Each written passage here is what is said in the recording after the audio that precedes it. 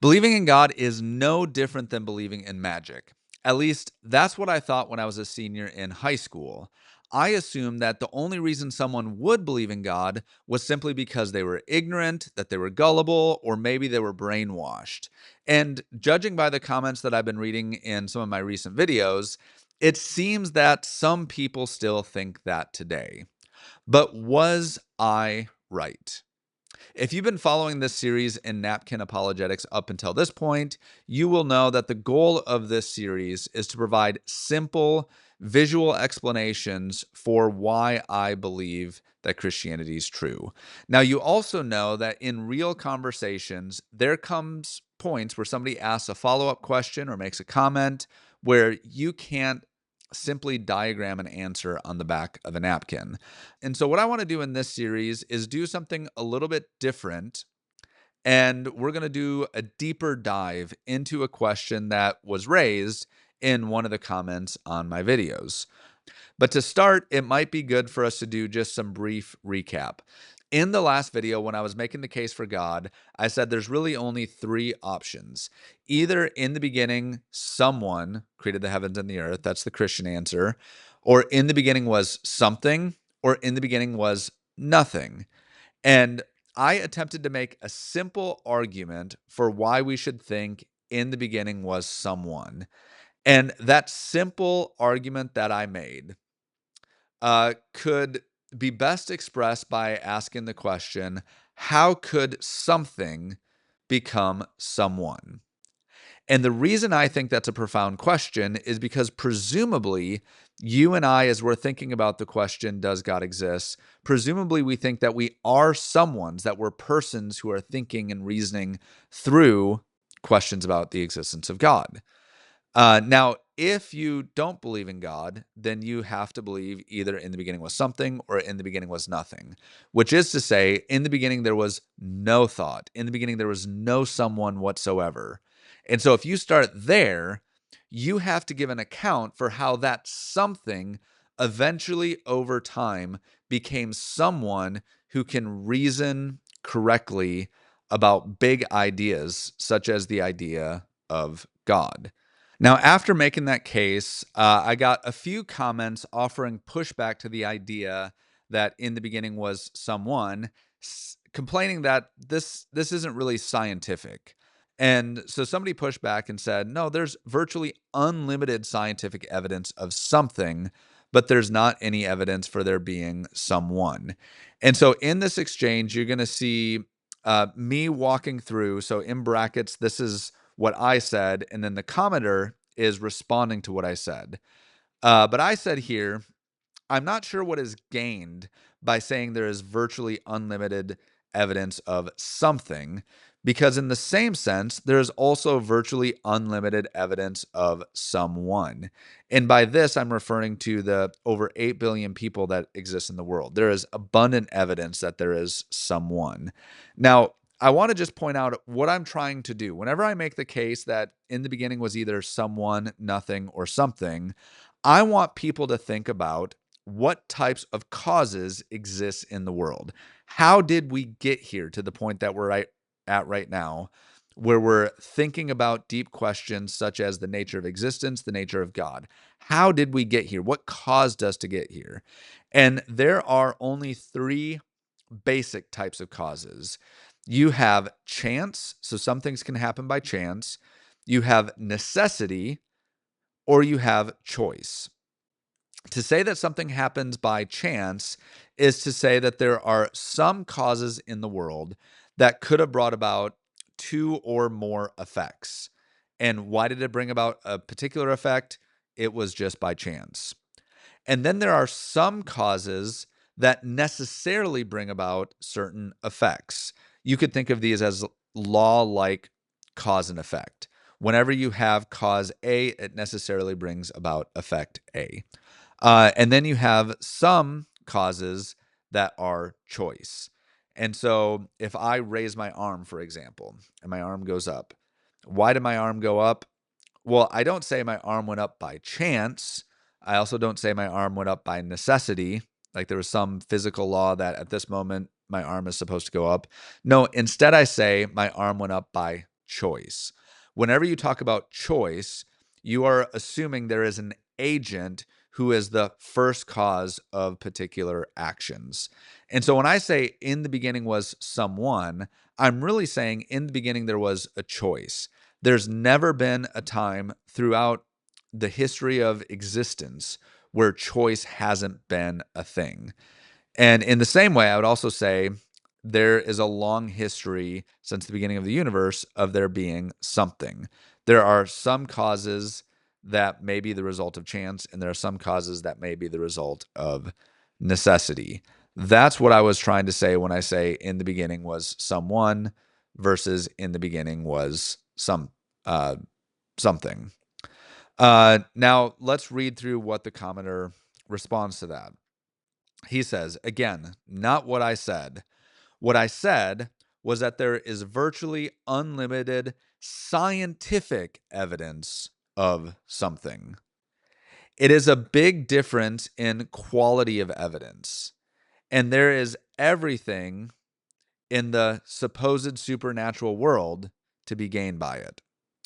Now, I don't know exactly what he means by this last sentence here, and I'm just pausing here for a moment. But here's what I want to point out. So, I am trying to point out the idea that when we're talking about basic ultimate reality, all of us are in the same boat. We're all making assumptions about how did everything get to be here. Either it's in the beginning someone or in the beginning something. What he's trying to do now is to say that scientific evidence points to there being something, but the someone, I want you to see, he is really saying that the someone is supernatural, whereas the something is scientific. That's how he is dividing the world. If you're talking about physical cause and effect, which presumably means chance or necessity, he is talking about something. But in what's going to follow, it's going to be clear that he sees something as being more reasonable than believing in someone. He goes on. We know there is a natural world with natural processes because, again, we have virtually unlimited scientific evidence of it. We do not know there is a supernatural realm. So notice how he's contrasting supernatural as someone, whereas the natural is something scientific. So we do not know there is a supernatural realm with supernatural beings. And there is zero, again, look, scientific evidence. What's scientific? Something. No someones are scientific, but just scientific just refers to the natural processes of the somethings that exist. There is zero scientific evidence of it. To try to equate the evidence of the natural world with the supernatural world is simply a false equivalency.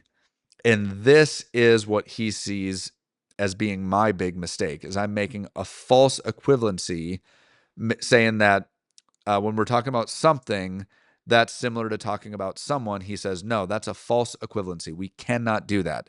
Now, obviously, it's the case that someone is different than something. But again, when we're talking about basic, fundamental worldview commitments about ultimate reality, we are talking at the same level. So let's continue to see what he says. This is where a lot of apologists make their mistake or intentionally mislead.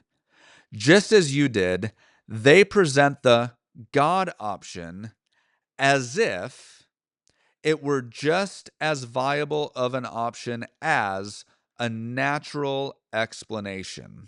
So if it's a false equivalency to say something is someone, he wants to be sure to point out that what I'm doing is I'm putting the God option, which is the someone, and I'm trying to make it equivalent to a natural explanation. And this is a problem. And the reason why, he says, it is magic. And because it's magic, it is easy to claim it as the best explanation for something that we do not know. Now, I don't know exactly what he's saying here. Saying it's magic makes it the best explanation. That doesn't make any sense to me. But he's hinting at the idea that I'm making some sort of God of the gaps argument. But he goes on to say, but the fallacy lies in the implicit assumption. So he says, I'm making an implicit assumption that God exists. This is the fallacy.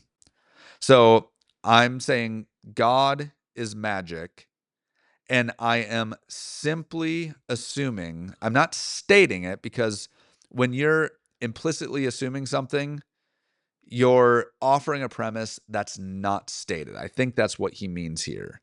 So I am either intentionally or unintentionally sneaking in a premise. Now, I'm going to tell you here in a moment what I am assuming. In fact, I didn't say what I'm assuming in the videos that I made, but in my comments back and forth, I think I was clear with him of what my actual assumption is. But he says the fallacy lies in the implicit assumption that God exists. He goes on to say, I don't believe most apologists, you included, do this with intentional deceit. So it's nice that he's saying I'm not trying to intentionally deceive anyone. But he goes on to say, but they're so embedded with their faith beliefs that they don't even realize that they're making this assumption. So evidently, I can't even see it. Now, I should say, whenever we're having conversations like this, part of the reasons why we have conversations with people that we disagree is because it is true that we often have blind spots in our own thinking. And I think that this is true for everyone. So I certainly have blind spots.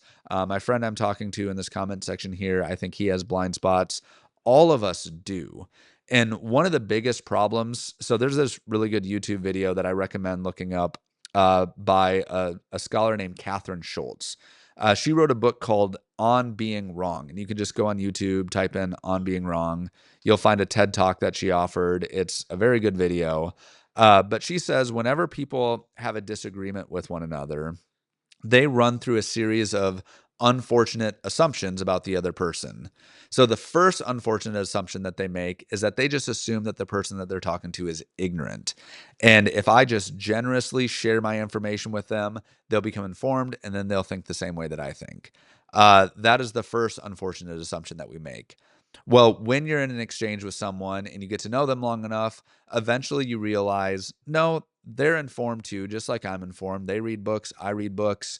And then you still have to explain why you disagree with them. So the next unfortunate assumption that you go to is called the stupid assumption, where you just think, okay, they're informed, but they're not smart enough to put the pieces of the puzzle together in the same way that I'm putting the pieces of the puzzle together so that they can see things the way that I see it. But again, if you keep hanging out with them, you get to know them longer. Eventually, you realize, no, they're not ignorant. They're not dumb. And then you go to the third assumption, and that is that they're malicious, that they know the truth, but they're intentionally trying to deceive people.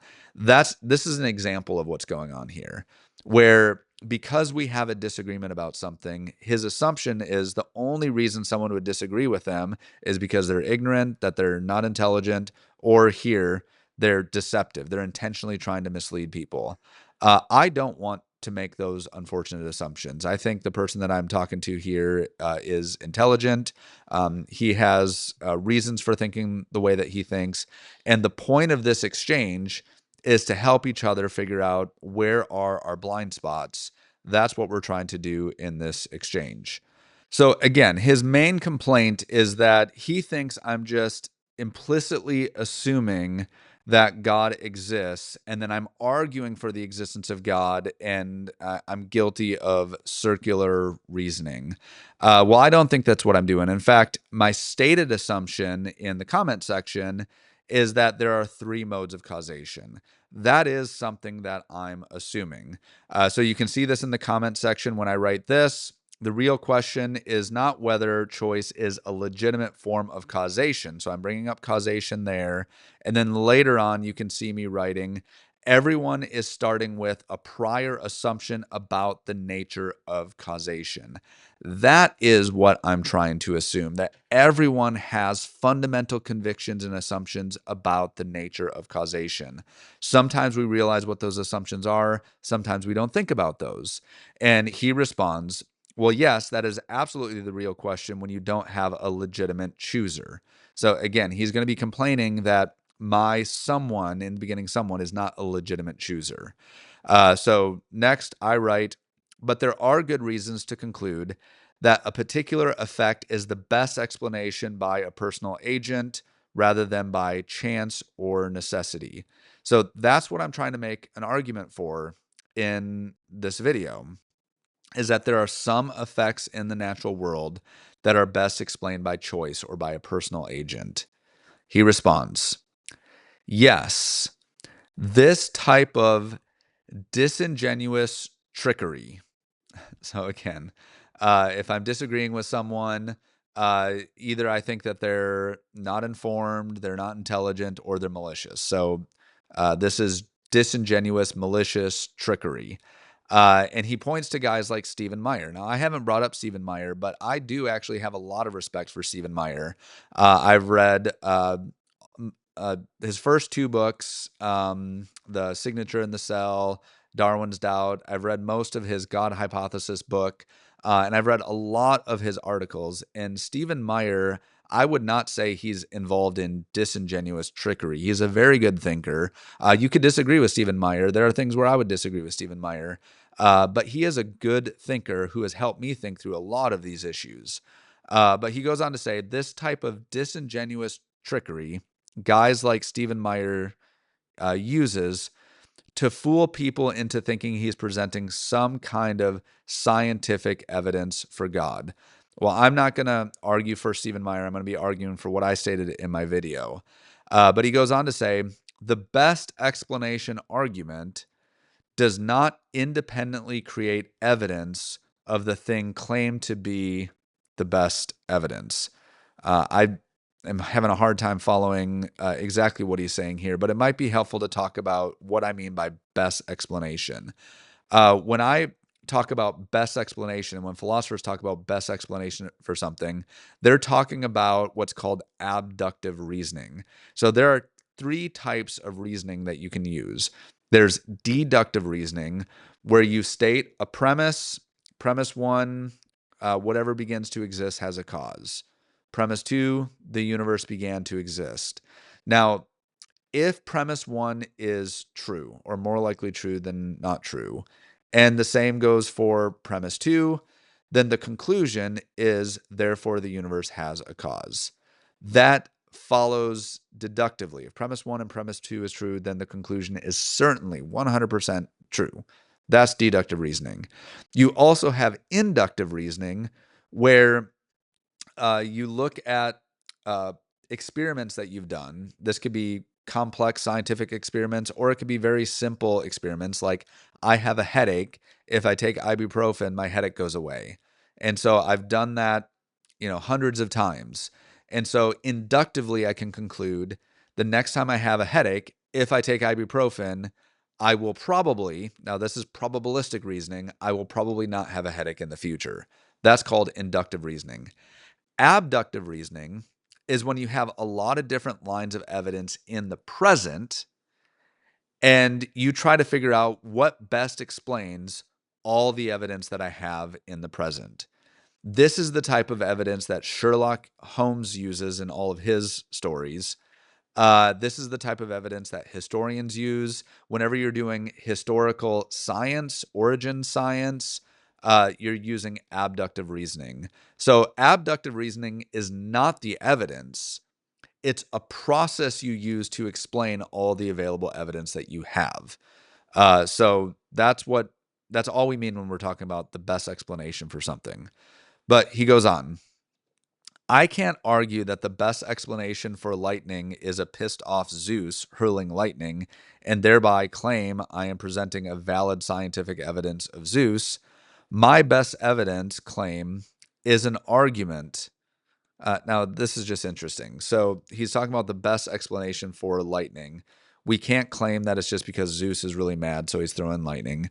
That's not at all what I'm arguing. And when he says my best evidence claim is an argument, again, I don't know what exactly he means here. No matter how I dress it up scientifically, it's just an argument. And there's nothing wrong with arguments. I don't know if he's critiquing arguments here, but arguments is just reasoning. That's all arguments are. It's not a shouting match with one another. It's you're presenting your case for something. You're arguing for something. And then he says that argument does not bootstrap itself into being scientific evidence of Zeus. That would be circular logic.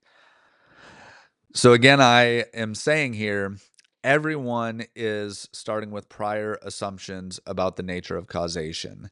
That is the thing that I'm assuming. I'm not assuming anything about Zeus. I'm not assuming anything about like particular contingent deity. Like what he's saying is not anywhere close to what I'm actually arguing for. I'm talking about the nature of causation. And he responds to this: this is false. When we talk about nature and natural processes, so again, look at how he's making this distinction. We are not making an a priori assumption that nature and natural processes exist, because we already have virtually unlimited scientific evidence of nature and natural processes. Okay, this has nothing to do with causation, and we're going to see why here in just a moment.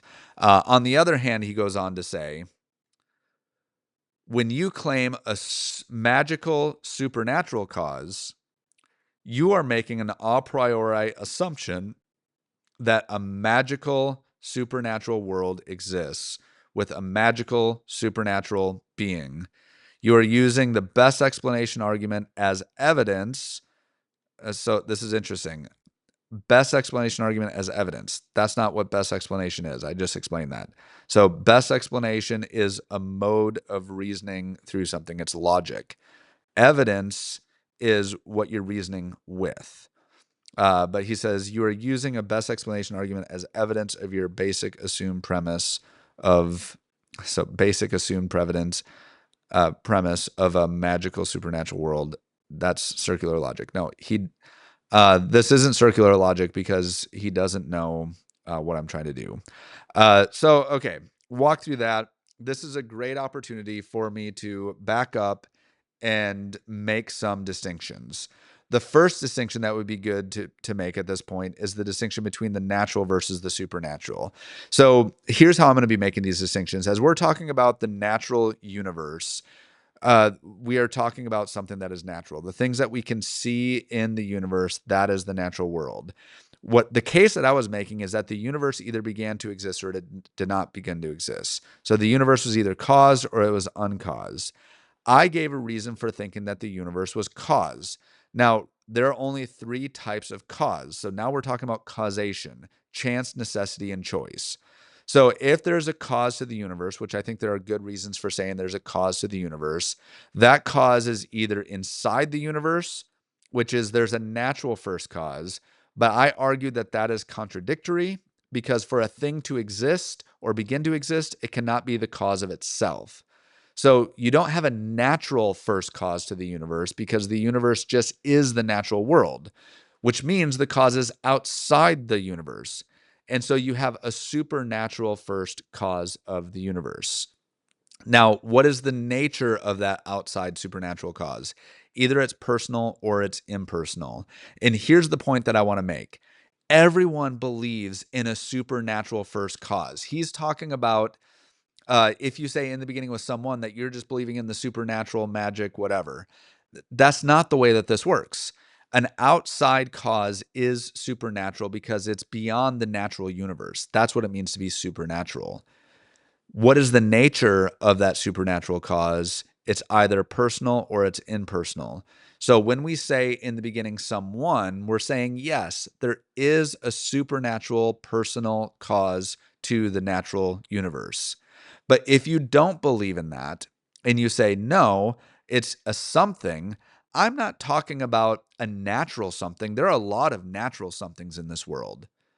But I'm talking about a supernatural something, meaning it exists outside of the natural world. It exists outside of the universe. So either you believe in an impersonal something supernatural cause to the universe. So this is when you're getting into things like the multiverse or anything like that. or you believe in a supernatural nothingness brought about the universe. The point is, we're all making assumptions here. The question is, what assumptions make the best sense out of the world that we live in? Another thing that we have to clarify is the idea of mode of causation. I've been talking about how there are three types of causes: chance, necessity, or choice. My assumption, again, I'll state this, there are three modes of causation that exist in the world. Now, when we think about the three different modes of causation, we might ask the question, where do the causal powers exist? And this is an important clarification here, because when we're talking about natural processes that exist inside of the universe, the cause and effect that we see, the modes of causation are different than the natural mechanisms that we observe. We actually, I agree with the atheist philosopher David Hume here, we don't actually observe causal relationships. When we see cause and effect, some cause and effect, we might look at an effect and we say that effect happened by chance, or that effect happened by some physical law, or that effect happened by choice. So again, uh, I am a someone. So when I said there are 8 billion someones in the world, I am a someone who makes a choice all the time. I tell my arm to go up, arm goes up. I made a choice for my arm to go up. There was nothing supernatural about that. Now, this is important to point out, because there is a distinction here between when my arm went up, you probably could have looked at the neurons firing in my brain at that moment and how it sent a signal through my nerves and how my muscles contracted. You could give a perfectly scientific explanation for why my arm went up. But that mechanistic explanation does not explain the mode of causation. These are distinct things. So you could say, I have no free will, and therefore I'm the type of person that doesn't make a choice at all.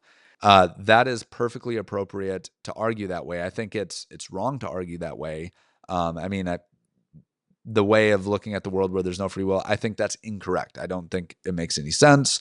And I think there are philosophical problems with it. But I have no problem when someone bites the bullet and says, no, there's no free will. We don't make choices. We don't reason. I have no problem with philosophers like Daniel Dennett, who before he passed away, he wrote books on consciousness, arguing that consciousness is an illusion. Those types of books, I like those. He understood what the problems were when wrestling with the nature of consciousness and choice and design. But again, what I want to point out here is talking about the natural processes of the universe is different than talking about the modes of causation. And in the same way, when it comes to talking about supernatural causes, those causes outside the universe, I think all three of those are still in operation. So what types of causes can bring about a universe? Either chance, necessity, or choice. So physical cause and effect can be explained by chance, necessity, and choice. My arm going up is a physical cause and effect. My choice causes physical things to happen. And in a very similar, analogous way, the same causes exist outside the universe. That is the assumption that I am making. Now, what becomes interesting is when you start looking at the three different modes of causation and you start arguing whether or not this is a real mode of causation, such as chance. Is chance even real? I think there are good arguments for saying that chance is not even real. I don't know where I land on that at this point, but it could go something like this. If I take a coin and I flip a coin up in the air, I catch it, I put it on the back of my hand, and I say, what are the chances that it's heads? You might say it's a 50-50 chance. So 50% chance. But somebody could respond and say, well, there's not really a 50% chance. If you knew all the variables in consideration, if you knew the amount of force that was put on the coin and the height at which the coin went in the air and the height at which my hand was when I caught it and the tilt of my hand, and if you knew all the variables and you could calculate all the variables, it would not be a 50-50 chance. It would be 100% every single time. You would know exactly what it would be. 100%. And those who bring up illustrations like that say chance is not a real thing if you're talking about modes of causation. Chance might be something we use in mathematics to express areas of our ignorance, ignorance of the causal relationships between certain cause and effect situations. But the actual mode of causation, chance being a mode of causation, not real.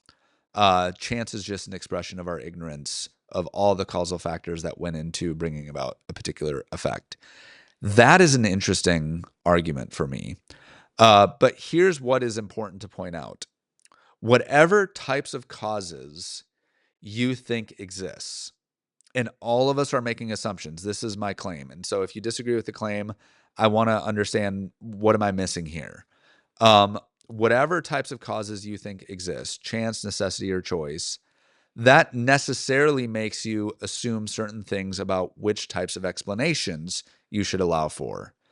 I allow for 3 types of causes: chance, necessity, and choice. And I think when you start with that assumption, it makes it a lot easier to explain the world that we live in. Some things happen by chance, some things happen by necessity, some things happen by choice. But now, if we take out certain explanations, so if we say, no, chance is not real, the moment you say chance is not a real causal explanation, then you should not allow for chance to be an explanation. Chance is just a word that we use to say, I don't know. I don't know all the causal relationships in effect. And you can do the same thing with choice. So those who are critical of God explanations, if you're critical of more generally intelligent design explanations, they would say choice, design is not an appropriate mode of causation. And since it doesn't exist in the natural world, we should not allow that as a choice to be considered. But now here's the problem with that. The question that I ask is, how could something become someone? So let's suppose you don't think chance is a real mode of causation.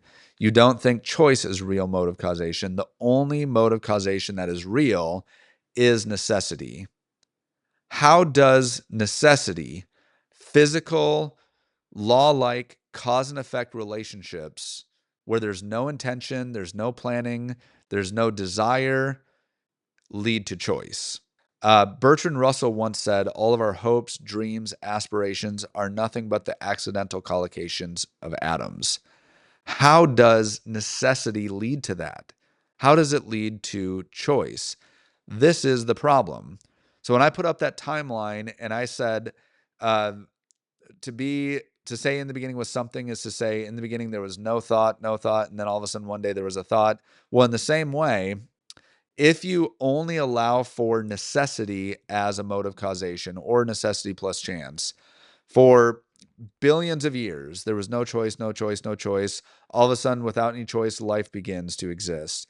And then you have the series of evolution. And at some point in this system, you have a choice where we're choosing to believe things, we're choosing to make arguments, we have choice. And you keep going down the line, and most people believe that things like watches, to use the famous illustration, William Paley illustration, if you walk into the woods and you find a watch, you assume that that was made by choice, by design. Well, why do we think watches are designed? Because they were put together by the choice of human someone's. But now, if we're talking about natural explanations, what modes of causation are governing choice? Why would we assume that a brain has a someone in there making choices? Why don't we just assume that every choice that ever happens in my brain is the product of the necessary firing of neurons that are governed by deeper laws of chemistry, that are governed by deeper laws of physics, so that there is no free will, there is no choice? And if there is no free will and there is no choice, then not even things like watches are designed. My argument for the existence of God, for saying in the beginning was someone, is the same argument that I would say that watch must have been created by someone. So when I hear someone say that believing in God is just like believing in magic, believing that someone created the world is just like believing in magic, To me, that's just the same thing as saying believing that the watch was designed by someone is like believing in magic. That's not what this is. We're talking about mode of causation. It's a different thing. And my assumption is that there are three modes of causation that are in operation in the universe. Now, why do I think this? Well, as I stated in my last video, if you start with in the beginning something, then you have to explain how does something produce someone. And not just the mechanisms of it, but I actually think there is something self-defeating about saying in the beginning was something. Because if your thoughts, that is, you're a someone, you think with thoughts. If your thoughts are just somethings, chemical processes in your brain, that's what naturalism would entail, then your belief, which is a thought in naturalism, is just a chemical process too. So why should I treat your chemical process as truth while treating someone else's chemical process as a delusion? That's the problem. There never could be a good reason to think in the beginning was something. Why? Because if you started with that, there's no good reason to think anything, including naturalism. So the last question that I want to consider now is everything I've been discussing up until this point, have I been giving scientific explanations of things, or have I been given religious, faith, philosophical explanations? And that's a good question. It's a fair question.